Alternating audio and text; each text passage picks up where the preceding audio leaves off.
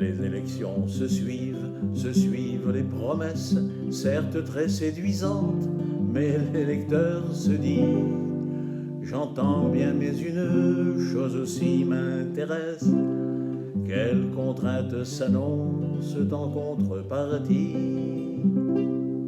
On les cache dans des discours qui sont des leurs, car on sait qu'on ne peut avoir en même temps, comme on le dit, le beurre et puis l'argent du beurre.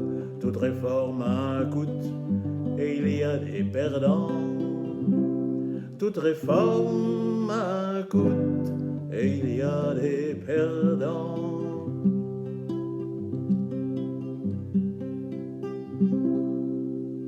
Tous les besoins, dit-on, on peut les satisfaire.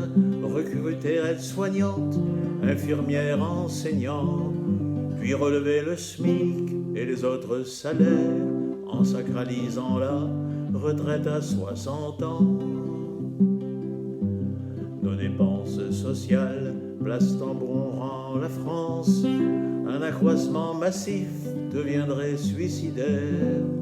Du reste, quand on demande comment on le finance, les prometteurs soudain deviennent moins disaient. Les prometteurs soudain deviennent moins disaient.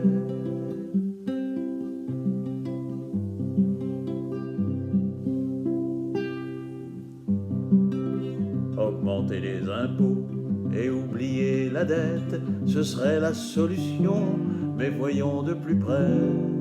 L'impôt, c'est l'ISF, dont la hausse s'accepte, d'autant mieux que seuls les nantis sont concernés. Faire payer les riches, l'objectif est louable, mais l'ISF est-il bien l'impôt qui convient? Il semble les faire fuir. N'est-il pas préférable, pour mieux les taxer, de les garder sous la main? Pour mieux les taxer, de les garder sous la main.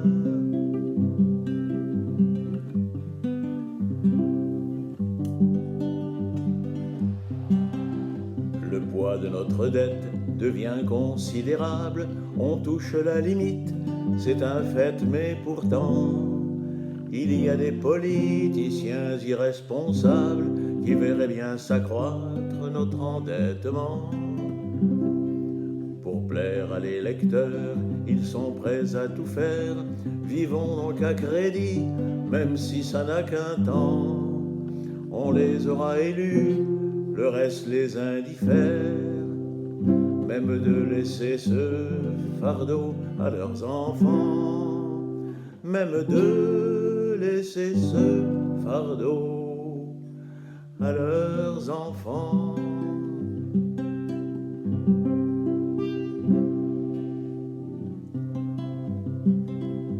Ils affirment aussi que pour l'État la dette serait perpétuelle, mais c'est rêver tout haut. Si le risque s'accroît, le créancier s'inquiète et il peut refuser de prêter à nouveau. Ne rêvons pas, il faut beaucoup de discipline quand on prétend gérer les finances d'un pays. Voulons-nous imiter la Grèce ou l'Argentine, qui durent passer sous les fourches du FMI, qui durent passer sous les fourches du FMI.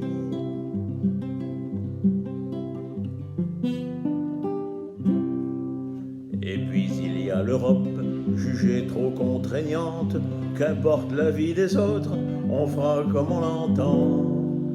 C'est s'engager ainsi sur une pente glissante. Quitterons-nous l'euro pour revenir au franc? Mitterrand au pouvoir, avec sa vague rose, dut faire en 18 mois 3 dévaluations. Il en irait de même, vu ce que nous proposent ces anciens conseillers, oubliant la leçon. L'un d'entre eux se dénommait Jean-Luc Mélenchon. Mélenchon, Mélenchon.